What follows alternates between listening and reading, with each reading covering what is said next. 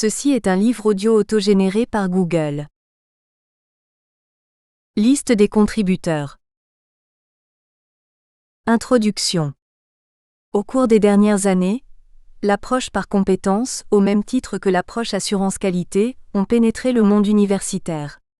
En Algérie, elle suscite l'intérêt des pouvoirs publics, dans le cadre de la mise en place des réformes multidimensionnelles de l'enseignement supérieur. Une nouvelle logique de formation est implémentée et ambitionne de doter le produit de l'université de compétences appropriées aux exigences de l'environnement socio-économique. Dès lors, la construction des savoirs constitue la préoccupation majeure de toutes les réfractions formatives qui remembrent le paradigme épistémologique des connaissances dans l'enseignement supérieur. L'enjeu ne sera pas de produire uniquement des savoirs, mais de rendre le produit de la formation adéquat aux besoins du secteur socio-économique, réflexion qui anime les interactions sociales dans une nouvelle prospective d'un monde de l'enseignement supérieur qui se trouve fortement demandeur de référentiels orientés vers les compétences basiques, transversales et génériques. Cette triplette de compétences désigne un plateau de savoir-faire, savoir-être et savoir-agir, de haut niveau qui demande l'intégration de multiples ressources cognitives, psychomotrices, psycho-affectives et sociales, dans le traitement de situations complexes. Discourir sur la formation dans un contexte universitaire, c'est en même temps discourir sur le transbordement des connaissances et la construction des compétences où le premier objectif vise l'appropriation des savoirs considérés comme des expédients à mobiliser dans un environnement spécifique. Le second vise la construction d'un modèle d'approche par compétences qui puisse parfaire l'acte pédagogique. En d'autres termes, c'est rechercher, à travers l'acquisition des savoirs, l'adéquation la plus adaptée entre des apprentissages et l'environnement socio-professionnel. Mais ces approches suffisent-elles à donner aux produits de l'université les outils et la technicité nécessaires pour faire face aux aspirations de la société d'aujourd'hui ? Il s'agit alors de montrer comment une approche par compétences, en tant que soubassement des pratiques de formation, est perçue, acceptée voire intégrée dans l'acte pédagogique des enseignants. L'objectif du colloque sur l'approche par compétences dans l'enseignement serait d'amener le produit de l'université à articuler savoir et action. Serait-il là le défi majeur de l'enseignement supérieur d'assurer sa mue en dotant les enseignants de compétences pédagogiques ? Ceux-ci valent ce que vaut leur acte pédagogique, répondant au choix de stratégies adaptées aux objectifs et aux éthiques de la société ? Ce colloque a été organisé par le Consortium des universités du 20 août 1955 de Skikda, du 8 mai 45 d'Elma, de l'Arbi Ben Mehdi d'Oumel Bouagui, de Mohamed Kheder de Biskra, de Kasdi Merba de Ouargla, l'École normale supérieure de Constantine et l'Institut national de la formation et du perfectionnement des personnels de l'éducation. Professeur Ali Kouadria, recteur de l'université 20 août 1955, Skikda président du comité d'organisation du colloque. Première partie, l'approche par compétences comme outil et pratique de formation et d'enseignement. Savoir universitaire et construction, de compétences professionnelles. Bernard Ray. Introduction. Dans de nombreux pays aujourd'hui, les responsables éducatifs se préoccupent de l'adaptation de l'enseignement universitaire à l'environnement socio-économique. Une des voies dans ce sens consiste à demander aux enseignants universitaires de préciser les compétences, notamment professionnelles, qu'ils contribuent à construire chez leurs étudiants. Si cette injonction est généralement reçue positivement dans les facultés traditionnellement professionnalisantes, telles que médecine, droit, sciences de l'ingénieur, etc., elle fait souvent l'objet d'une forte résistance de la part des professeurs de sciences, de lettres et de sciences humaines et sociales. L'argument fréquemment développé par ceux-ci est que la vocation de l'université est d'abord de produire et de diffuser un savoir désintéressé, c'est-à-dire commandé par la seule exigence de la vérité scientifique et donc indépendant de tout autre intérêt, tel que l'efficacité pratique, l'intérêt économique ou la recherche de profit. En outre, il souligne que le savoir universitaire peut avoir un caractère critique à l'égard des pratiques et des normes en vigueur dans la société et notamment dans les entreprises. Dès lors, vouloir répondre aux attendus du monde du travail reviendrait à renoncer à cette puissance critique. Bref, le projet de préparer les étudiants à l'exercice de compétences professionnelles serait contradictoire avec la transmission d'un savoir critique et désintéressé, apanage de l'université. Or, c'est la même position d'exclusion mutuelle entre savoir et compétences qui est défendue par ceux qui estiment que les compétences se construisent d'abord dans la pratique. Il y aurait, à leurs yeux, une incompatibilité entre théorie et pratique, de telle manière que les savoirs théoriques ne contribueraient que faiblement à la construction d'une compétence. C'est plutôt par l'affrontement du sujet à la réalité, au sein de l'activité pratique, que se mettraient en place les comportements adéquats à la situation. Cette idée occupe aujourd'hui une position dominante dans les discours sur la formation, appuyée sur une référence discutable à la philosophie pragmatique. On a donc, face à face, deux positions qui divergent en ce que l'une valorise le savoir universitaire tandis que l'autre valorise la pratique professionnelle. Mais l'une et l'autre se retrouvent sur l'idée que l'enseignement universitaire, du moins dans son état actuel, est impuissant à assurer la construction de compétences professionnelles. C'est cette idée que nous voudrions ici soumettre à un examen critique. N'y a-t-il pas une articulation possible entre les savoirs académiques et les compétences professionnelles? Et si c'est le cas, quelles en sont les conditions? Nous conduirons cette réflexion à partir de ce que les recherches permettent de dire aujourd'hui sur le fonctionnement d'une compétence, et à partir des caractéristiques épistémologiques des savoirs enseignés à l'université. Nous le ferons en deux mouvements successifs croisés. Le premier partira des caractères de la compétence, le deuxième partira des caractères des savoirs. Comment peut-on être compétent? Compétences et actions automatiques. En dépit de l'instabilité sémantique de la notion de compétence, souvent signalée, et des divergences importantes qui existent entre les chercheurs qui travaillent sur cette notion, ils se retrouvent sur un point. Qu'ils se préoccupent de compétences scolaires ou de compétences professionnelles de Kettel 2000, Bakers 2002, Dols et Olagnier 2002, Joner 2002, 2007, Lagnier 2000, Le Boterf 1994-1997, Legendre 2001, Perrenoud 1997, 2011, Ray 1996, Ray Carrette de France et Cannes 2003, Rougiers 2000, 2003, Scalon 2004, etc. Ils considèrent tous qu'une authentique compétence ne se réduit pas à la possibilité pour un sujet de répondre à un signal préétabli par un comportement automatisé. Certes, à l'école comme en formation professionnelle, le novice apprend à effectuer des opérations de nature algorithmique. Dans le monde du travail, une part importante de l'activité consiste à effectuer ces gestes de métier. Pourtant, on ne peut ramener une authentique compétence à la somme de telles procédures. Tout au plus, ces dernières sont des ressources au service de la compétence. Car la compétence elle-même consiste, face à une situation relevant d'un domaine circonscrit, mais non routinière, à déterminer lesquelles de ces ressources il convient de mettre en œuvre et selon quelle combinaison originale. Comme l'écrivent Pastré, Mayonne et Vergniaud 2006 page 163, la compétence la plus importante, celle qui fait la différence, consiste à savoir maîtriser les situations qui sortent de l'ordinaire. Cette conception de la compétence comme la faculté de choisir ce qu'il convient de faire dans une situation relativement inédite, se renforce dès qu'on parle de compétences professionnelles. Car le mot « profession » implique une activité en laquelle l'acteur choisit par lui-même ce qu'il convient de faire dans chaque cas. C'est par exemple ce que fait le médecin face à la singularité de chaque patient, ce que fait le magistrat face à la singularité de chaque affaire judiciaire, ce que font l'ingénieur, le cadre d'entreprise, le responsable d'organisations diverses face aux situations qu'ils rencontrent. C'est en ce sens que certains auteurs établissent une différence entre métier et profession. Ainsi Étienne 2008, rappelant l'origine du mot « métier », qui désigne aussi en français un instrument de travail, émet l'idée qu'il s'agirait d'une activité consistant en l'exécution de tâches standardisées, dans un cadre rigide, alors que la profession correspond à un ensemble d'activités en lesquelles le sujet a à déterminer par lui-même ce qui est opportun. Cette distinction peut être contestée, car même dans un métier, l'acteur a à prendre des initiatives en fonction des particularités des situations, comme l'a montré la psychologie du travail en établissant la différence entre la tâche, ce qui est prescrit, et l'activité, ce que l'acteur fait de sa propre initiative, Leplat 1997. Mais précisément, si l'on reconnaît que toute situation de travail, même celles qui relèvent de ce qu'on appelle traditionnellement un métier, a un caractère professionnel. On doit reconnaître du même coup que la personne compétente est celle qui est capable de déterminer ce qu'il convient de faire à chaque moment de sa pratique professionnelle.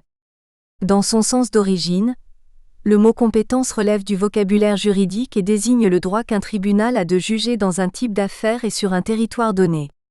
La compétence professionnelle relève elle aussi de la faculté de juger, puisque le professionnel compétent est celui qui est capable de juger de ce qui est opportun dans les situations propres à sa profession. Mais si l'on s'intéresse à la meilleure formation possible pour un professionnel, il faut comprendre comment s'exerce cette faculté de juger, comment s'effectue ce choix de ce qui est opportun, c'est-à-dire comment le sujet peut prendre en compte la singularité de chaque situation nouvelle. La notion de schème et le rôle de la pratique dans la formation. Plusieurs modèles explicatifs ont été avancés pour rendre compte de ce caractère essentiel de la compétence professionnelle, qui est l'adaptabilité aux situations singulières. Un des plus récents est le recours à la notion de schème, confère par exemple Pastré, Vergniaud et Mayonne, 2006, Chauvigné et Coulet, 2010, Coulet, 2011, notamment dans le cadre du courant de la didactique professionnelle. Un schème est une organisation invariante de l'activité pour une classe définie de situations. Pastré et al., 2006. Ce qui est invariant, c'est l'organisation de l'activité et non pas l'activité elle-même. Autrement dit, le schème n'est pas une action standardisée que l'acteur mettrait en œuvre identiquement dans toutes les situations. Il ne se ramène pas du tout aux actions automatiques dont nous parlions plus haut. Ce qui est invariant, ce sont des concepts en acte, concepts qui permettent d'identifier et de catégoriser les éléments constitutifs de la situation professionnelle sur laquelle s'exerce le schème, et des théorèmes en acte qui sont des énoncés concernant les liens entre éléments de la situation, énoncés que l'acteur considère comme vrais. Tout en étant communs à une classe de situations, ils permettent à l'acteur d'appréhender les particularités de chacune d'entre elles. Il est à noter que ces concepts sont en acte, c'est-à-dire ne sont pas nécessairement pensés d'une manière explicite par l'acteur, même si c'est bien à travers eux qu'il identifie les réalités qui sont devant lui. Il en va de même des théorèmes en acte. Cela signifie qu'ils se construisent dans la pratique. Ces invariants permettent d'aborder la singularité des situations selon le double processus, porté au jour par Piaget, d'assimilation et d'accommodation. Cette dernière notamment assure l'adaptation du schème à des situations nouvelles. Lorsqu'un schème s'avère inefficace face à une situation nouvelle, l'accommodation entraîne une modification des concepts et théorèmes en acte afin qu'ils s'y adaptent. On a donc, dans la notion de schème, un modèle explicatif qui paraît rendre compte du fonctionnement mental de l'individu compétent et qui du même coup rend compte de la construction de la compétence, ce qui est essentiel pour la question que nous nous posons ici. Cette construction se ferait essentiellement dans la confrontation de l'acteur avec les situations professionnelles, donc sur le terrain, puisque les concepts et théorèmes en acte se construisent dans l'action et que le processus d'accommodation permet leur modification éventuelle en fonction des situations rencontrées dans la profession. C'est la raison pour laquelle la didactique professionnelle choisit de s'intéresser principalement à l'apprentissage dans et par la pratique. Cette notion de schème explique des aspects importants de la construction des compétences et grâce à elle, les chercheurs qui s'inscrivent dans la lignée de la didactique professionnelle ont pu développer des analyses éclairantes sur l'activité des acteurs en situation professionnelle. Cependant, nous avons des raisons de penser qu'elle ne rend pas compte de tout ce qui est nécessaire à la construction de la compétence des professionnels. C'est ce que nous allons expliquer maintenant. Limite d'une formation par la pratique. Sans doute existe-t-il des tâches et des situations de travail dans lesquelles la prescription et les caractéristiques matérielles de la situation permettent d'emblée aux novices de saisir le but de la tâche et de concevoir un premier schème pour y parvenir, même si celui-ci doit se modifier ensuite dans l'action. Ainsi en va-t-il par exemple de tâches telles que changer des pièces d'usure courante sur une automobile, poser des huisseries sur un bâtiment, effectuer des opérations de stockage et de déstockage, etc. Mais un très grand nombre de tâches professionnelles propres à nos sociétés et notamment celles qui exigent un diplôme universitaire sont d'un autre ordre. l'opérateur sur des machines à commande numérique, l'ingénieur, l'architecte, le magistrat, l'enseignant, le psychologue, le médecin, l'interprète, le responsable d'organisations humaines complexes, entreprises, administrations, etc., ont affaire à des réalités dont l'intelligibilité n'est pas immédiate, mais suppose la maîtrise de systèmes symboliques complexes. Ils ont bien à agir sur la réalité. Mais cette réalité n'est pas celle qui s'offre à la perception immédiate, à travers les catégories du sens commun. C'est une réalité saisie à travers des concepts relevant de science. Ainsi le médecin n'examine pas le patient avec les notions de la vie courante, mais en saisissant les caractéristiques de son corps au moyen des concepts de la biologie. De même, l'avocat qui a à défendre une personne ayant subi un préjudice n'appréhende pas l'affaire avec les catégories morales ou émotionnelles qui sont souvent celles de la victime, mais avec les catégories du droit. Ainsi, les concepts qu'utilisent les professionnels pour catégoriser les situations relevant de leur domaine sont empruntés à des savoirs constitués, les sciences de la nature, les technologies, les sciences sociales, économiques, linguistiques, juridiques, etc. Ils ne peuvent donc fonctionner avec des schèmes dont les concepts et les théorèmes se construiraient uniquement dans la pratique. C'est ce que reconnaissent d'ailleurs Pastré et al. 2006 page 61. Dans des situations d'apprentissage de conduite de systèmes techniques très complexes, où le modèle cognitif sous-jacent repose sur des savoirs de type technique et scientifique, il n'est pas possible d'imaginer un apprentissage direct par l'exercice immédiat de l'activité. Mais il y a autre chose. Non seulement on ne peut pas imaginer que les schèmes d'une compétence professionnelle se construisent directement à partir de la seule pratique de terrain, mais on ne peut pas non plus envisager qu'ils se modifient ou s'adaptent au sein de cette seule pratique. En effet, nous l'avons vu, le schème peut se modifier selon le processus d'accommodation et s'adapter aux singularités d'une situation nouvelle, lorsque l'acteur peut en constater l'inefficacité à un moment donné. La construction progressive du schème adéquat par modifications successives en fonction des résultats de l'activité ne peut donc fonctionner que si ces résultats sont observables d'une manière incontestable et relativement rapide.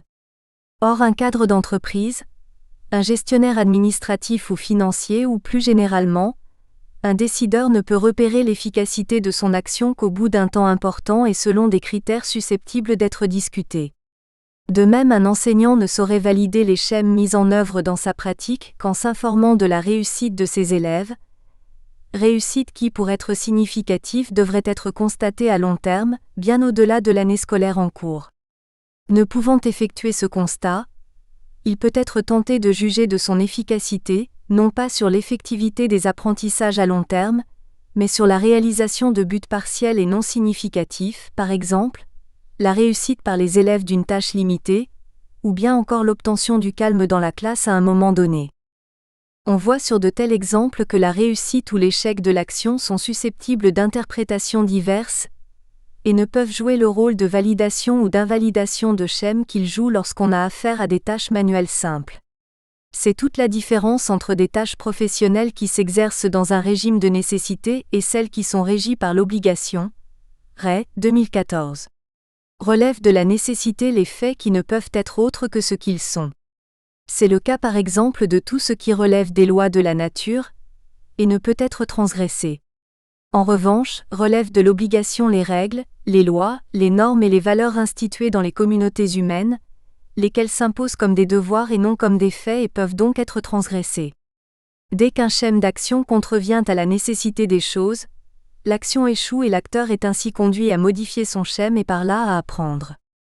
En revanche, lorsqu'un schème contrevient à une obligation ou à une norme, qu'elle soit légale, morale, déontologique ou par référence à n'importe quelle valeur, il n'y a pas d'impossibilité absolue, l'action peut se dérouler même si elle déroge à une valeur.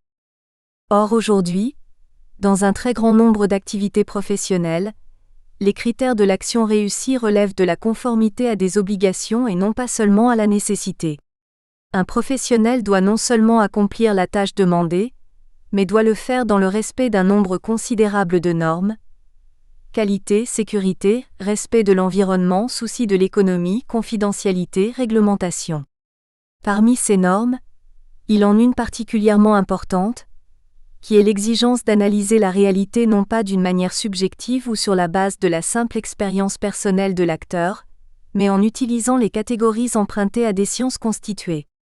On serait très surpris et inquiet de voir un vétérinaire qui agirait en fonction de sa seule intuition, et ne ferait pas référence aux sciences biologiques, ou un ingénieur qui ne se référerait pas à la physique et aux technologies. Dans de tels régimes d'efficacité normés, le modèle piagétien d'un schème qui se transforme dans la confrontation à la réalité ne peut plus opérer. On voit donc pourquoi la formation d'un professionnel ne peut se faire par la seule immersion dans la pratique.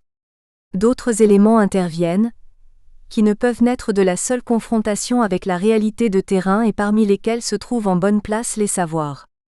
Reste à voir comment ceux-ci peuvent intervenir dans la construction de la compétence, et à quelles conditions.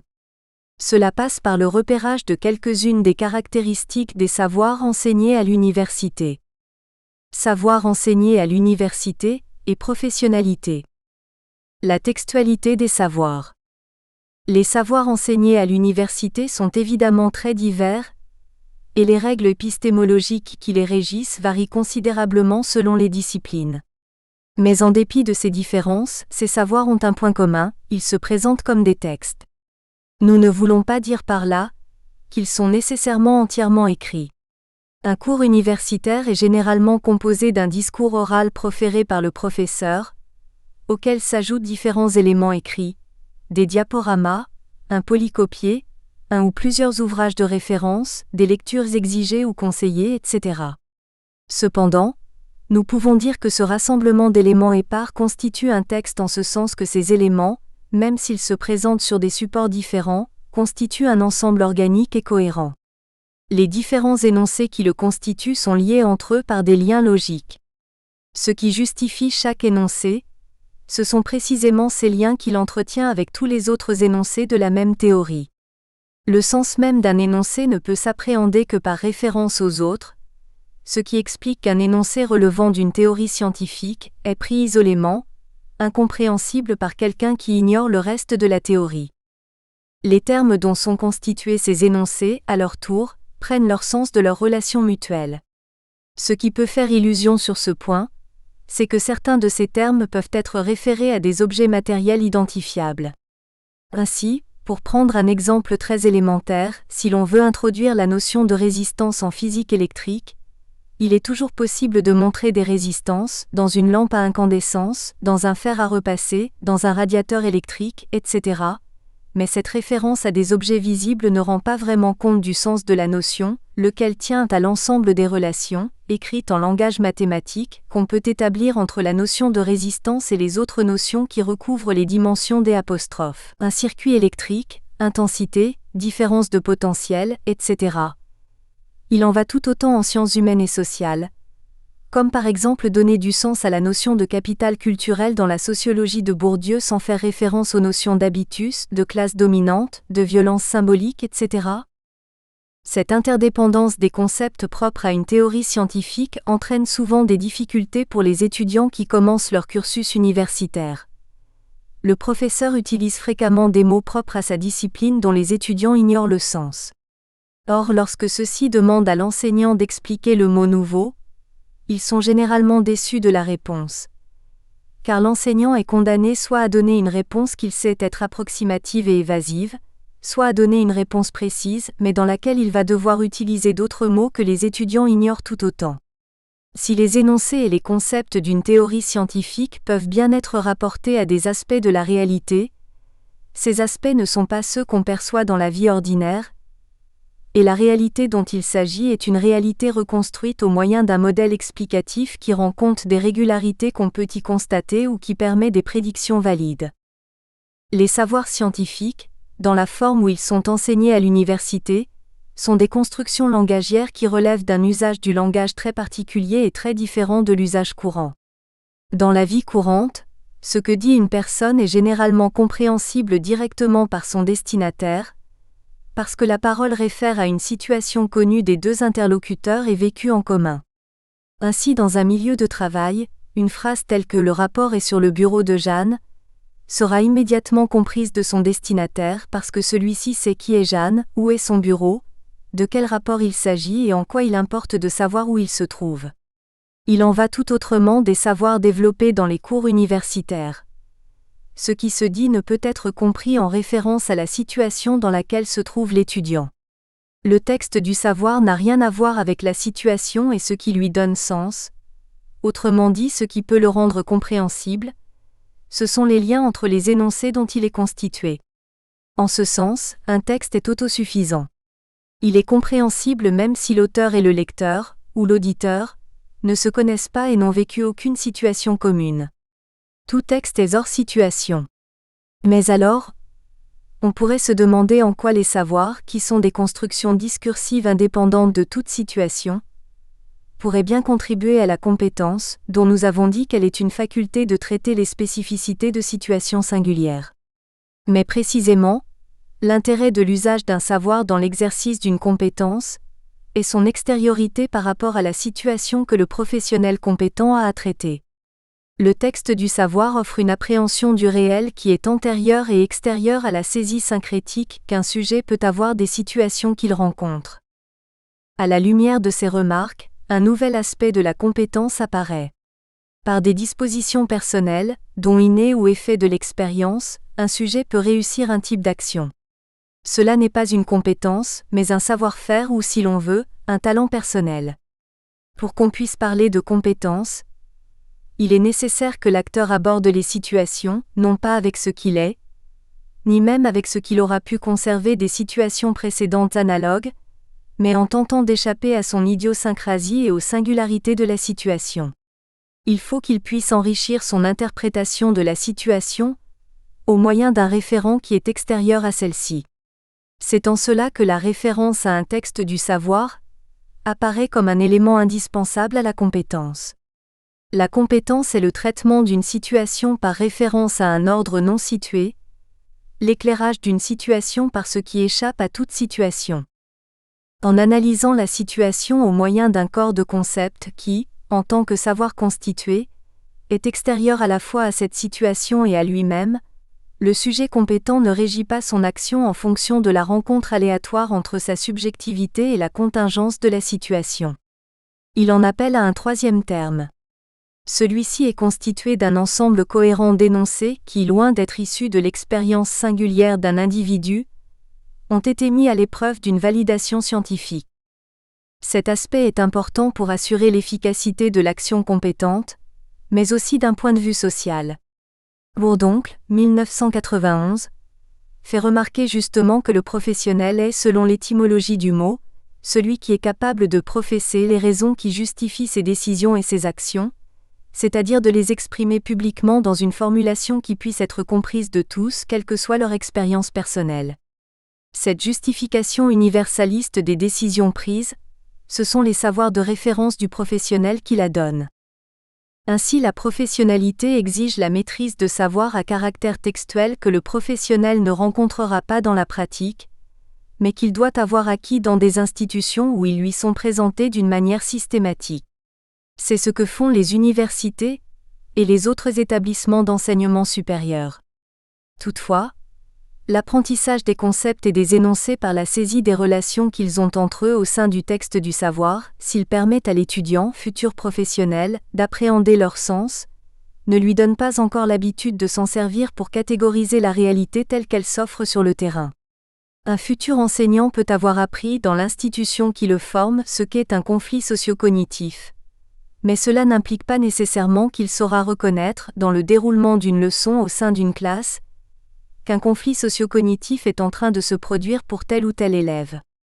Il faudrait pour cela qu'un formateur, de préférence celui-là même qui a présenté la notion dans un cours, donc d'une manière textuelle, soit dans la classe aux côtés de l'étudiant pour le lui signaler. Les stages sur le terrain, tels qu'ils sont ordinairement organisés dans la formation des enseignants, n'assurent guère cette fonction.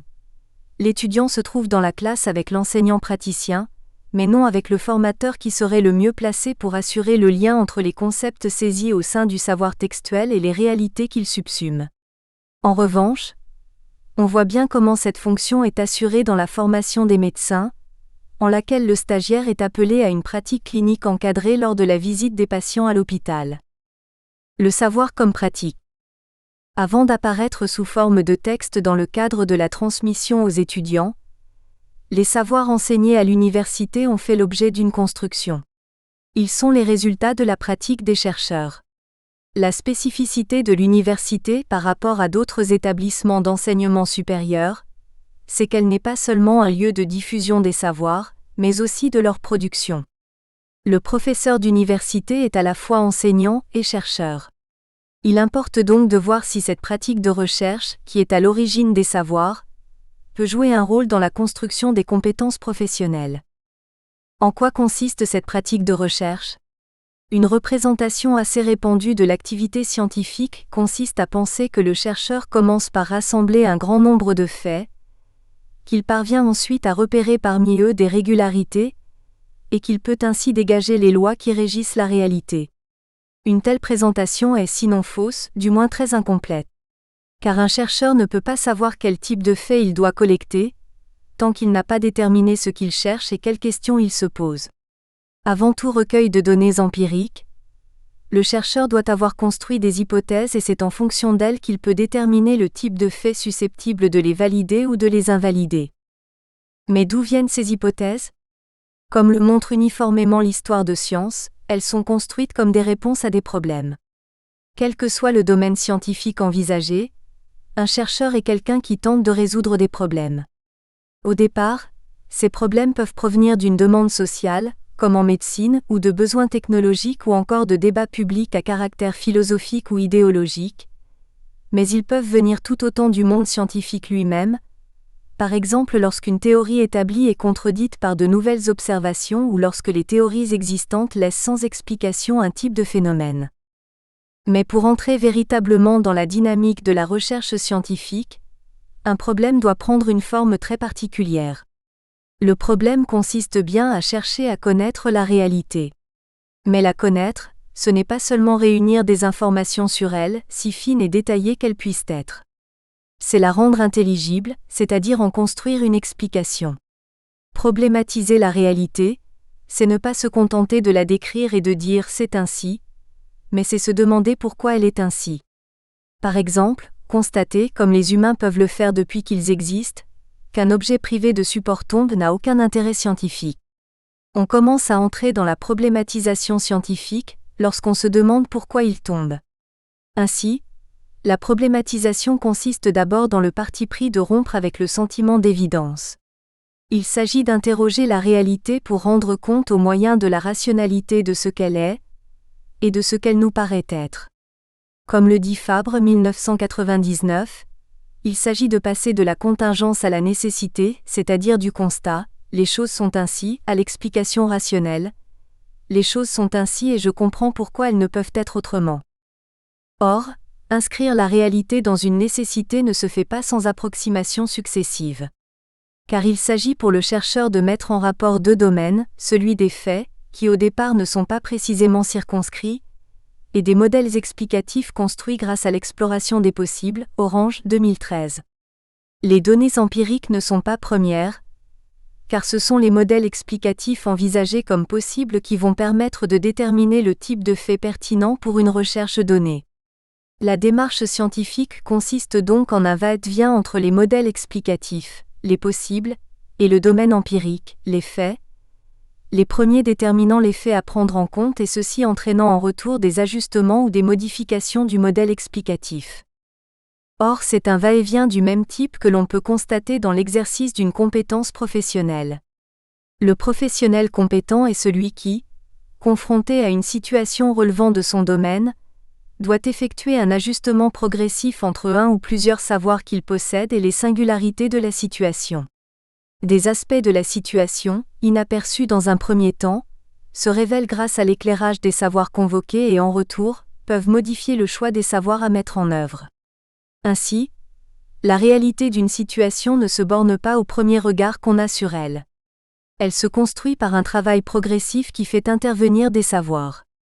C'est peut-être là l'aspect essentiel de l'attitude qu'on attend d'un professionnel. Il ne s'affronte pas à des situations, il les construit.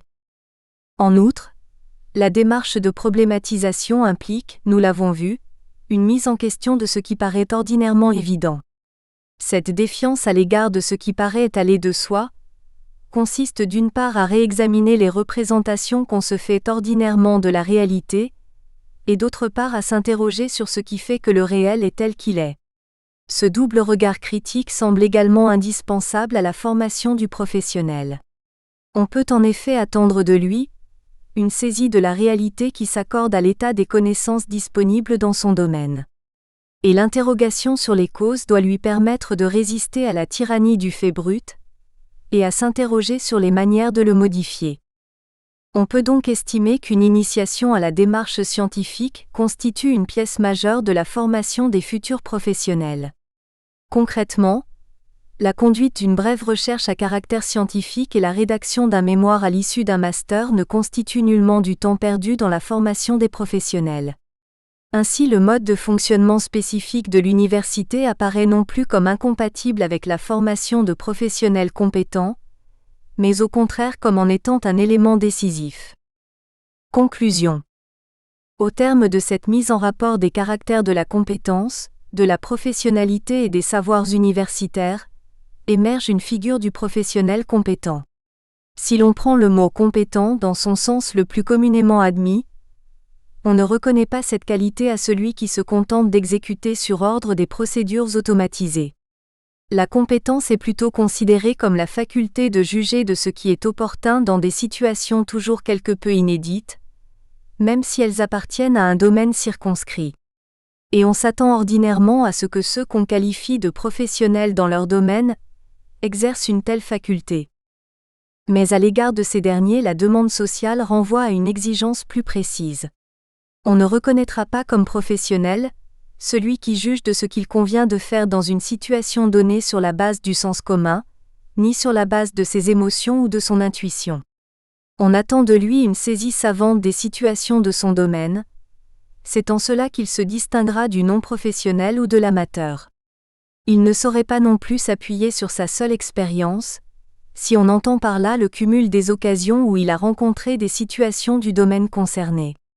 Être professionnel, c'est pouvoir analyser les situations de son domaine au moyen de savoir. Et son expérience ne comptera qu'en tant qu'elle est le rassemblement des occasions qu'il aura eues de mettre en œuvre ses savoirs dans l'analyse des situations. En effet, la référence à un savoir organisé en texte, où les termes se définissent mutuellement hors de toute situation, est la garantie que l'action du professionnel n'est pas déterminée par le rapport immédiat entre sa subjectivité et la contingence d'une situation. La reconstruction de la situation au moyen des catégories propres à un savoir constitué en permet une saisie universaliste et distanciée.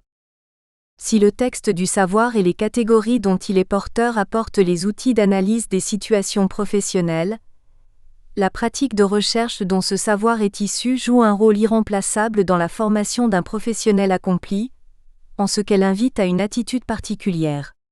C'est celle de la problématisation.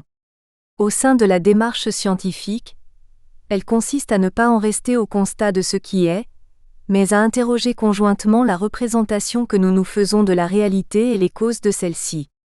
Appliquée aux situations professionnelles, elle invite à se défier de la représentation première qu'on peut en avoir, à réinterroger sans cesse les outils d'analyse et les traditions corporatives et à innover. Bibliographie. Bakers, J. Développer et évaluer des compétences à l'école, vers plus d'efficacité et d'équité, Bruxelles, Labour 2002. Bourdoncle, R. La professionnalisation des enseignants. Analyse sociologique anglaise et américaine, 1. La fascination des professions, Revue française de pédagogie, numéro 94, pages 73 à 88, 1991. Chauvigné, C. et Coulet, J.C. L'approche par compétences. Un nouveau paradigme pour la pédagogie universitaire? Revue française de pédagogie, numéro 172, pages 15 à 28, 2010. Coulet, J.C. La notion de compétence, un modèle pour décrire, évaluer et développer les compétences, le travail humain, volume 74, numéro 1, page 130, 2011. Dols, J. et Olagnier, accent aigu DS, l'énigme de la compétence en éducation, Bruxelles de Bock Université 2002. Étienne R. Autour des mots. Professionnalisation, formation à et par la recherche, recherche et formation numéro 59, 2008. Fabre, Monsieur, Situation, problème et savoir scolaire, Paris PUF, 1999. Joner P. Compétences et socioconstructivisme, un cadre théorique, Bruxelles, de Bock, 2002. Joner P. Action et compétences, situation et problématisation. Infabre Monsieur et Vélas, E. Situation de formation et problématisation, Bruxelles, de Bock Université, pages 31 à 39, 2006. Lanier F. Réussir la formation par compétences, Montréal, Guérin 2000. Le Boterf G. De la compétence. Essai sur un attracteur étrange, Paris, édition d'organisation, 1994. Le Boterf G. Compétences et navigation professionnelle, Paris, édition d'organisation, 1997. Legendre, Monsieur F. Sens et portée de la notion de compétence dans le nouveau programme de formation, revue de l'AQEFLS, 23.1, pages 12 à 30, 2001.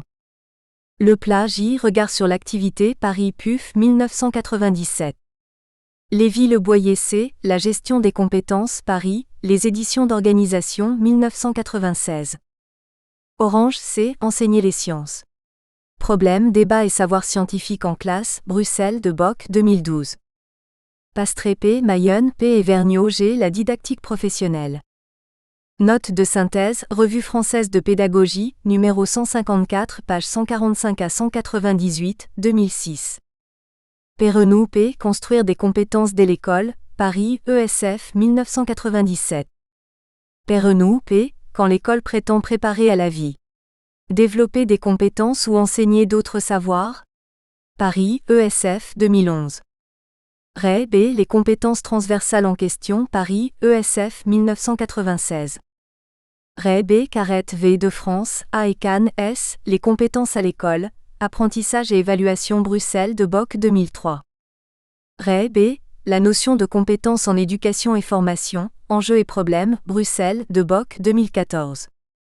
Rougière Six, une pédagogie de l'intégration, Bruxelles, de Bock, 2000.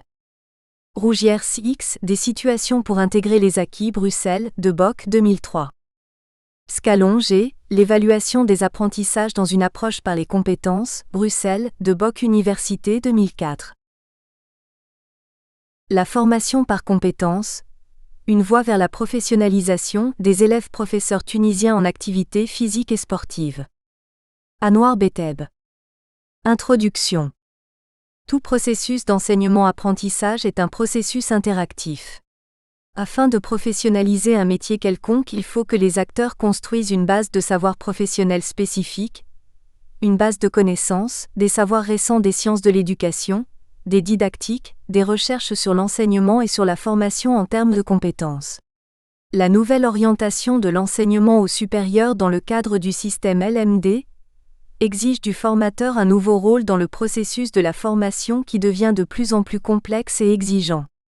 Selon Philippe Perrenoud 2006, ce dernier devrait partir des besoins, des pratiques et des problèmes rencontrés sur les terrains. Négocier le cadre et les démarches de formation. Adapter les contenus de formation. Mettre l'accent sur les processus d'apprentissage et leur régulation. Placer la personne. Nous espérons que vous avez apprécié cet aperçu. Pour continuer à écouter ce livre audio sur Google Play Livres, utilisez le lien dans la description de la vidéo.